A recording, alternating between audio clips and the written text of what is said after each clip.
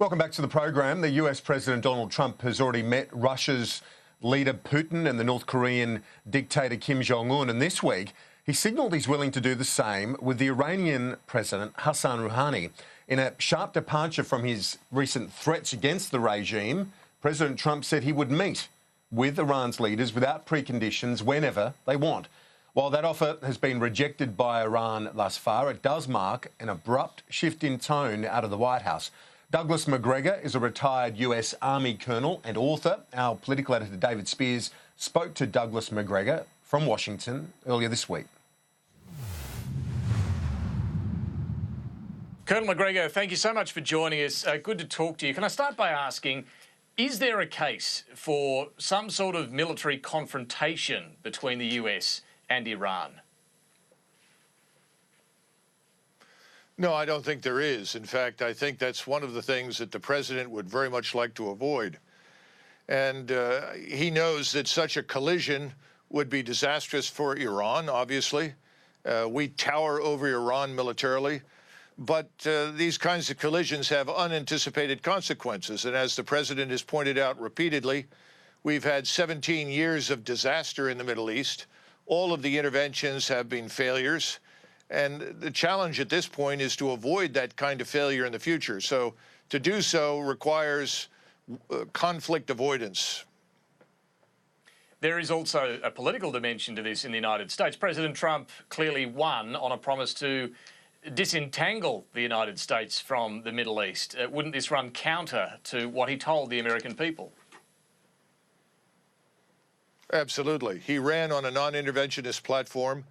I think you will see a tremendous effort undertaken by him over the next few months to disengage us from Afghanistan. He wanted to disengage last year and was persuaded by a number of active and retired senior military leaders to stay. I think he regrets that and wants to get out. It's a matter now of timing and statecraft, but I think you'll see that happen. So you're right.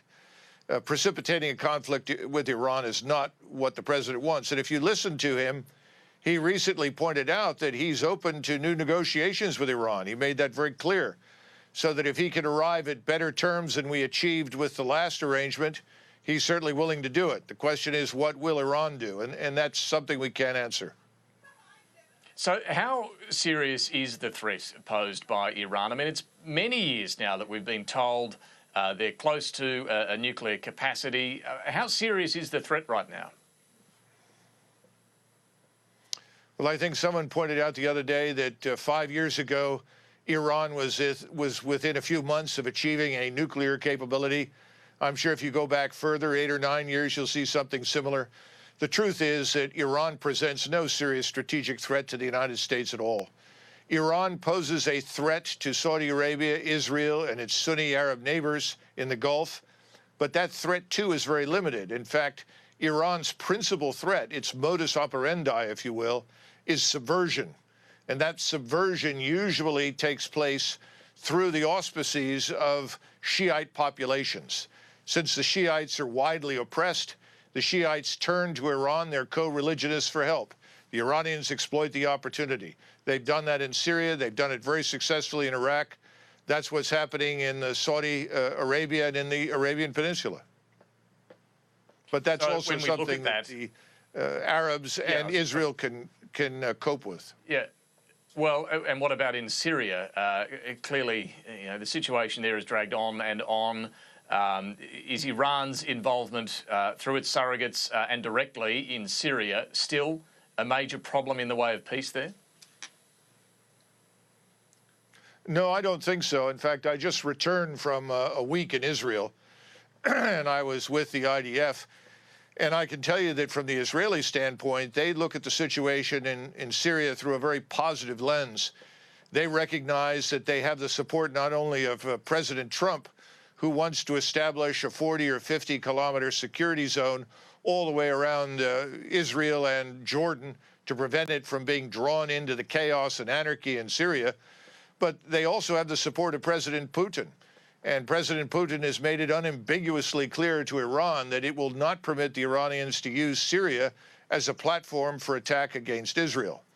And then finally, you now have the Turks, who are extremely uncomfortable with the large Iranian presence in northeastern Syria. And they've actually come to blows. Unfortunately, nobody covers it. But I think that we should expect the Sunni Islamist Turkish government and Iran to find reasons to disagree over the future of Iran in northern Syria. Can I come back to something you mentioned earlier about Afghanistan? It's been many years now that the US and Australia have been involved there, and in Iraq as well. Are you saying it's your understanding that Donald Trump is going to move sooner rather than later towards a withdrawal from Afghanistan? And what then about Iraq as well? Well, first of all, the president has made it very clear that as soon as ISIS is effectively eliminated from Syria, that he plans to withdraw the ground forces in Syria back to the United States. At that point, our headquarters in Iraq and the 2,000 or 3,000 American soldiers and 1,000 or so contractors will be irrelevant or redundant. So I think we're looking at that happening quite soon. Afghanistan, of course, is another issue because people will continue to insist, well, you can't leave. If you leave, all of these terrible things will happen. But the difference between Afghanistan and Iraq is very clear. Iran, Russia, Pakistan, and India all have a stake in what happens in Afghanistan. They cannot afford to let Afghanistan revert to an Islamist concentration for terrorism against Iran, Russia, or India.